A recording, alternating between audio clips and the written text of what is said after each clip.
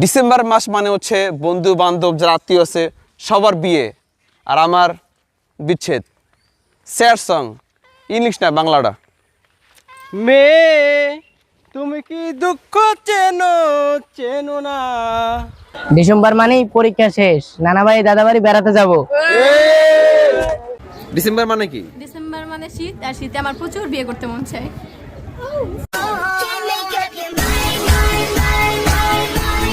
ভাই এই মাস তো ঘোরাফেরার মাস, জীবনে ঘোরার কোনো বিকল্প নাই। সেন্ট মার্টিন যাইতে আছি, আপনি কি যাইবেন? না যাইলে পোত ছড়েন। ডিসেম্বর মানে কি?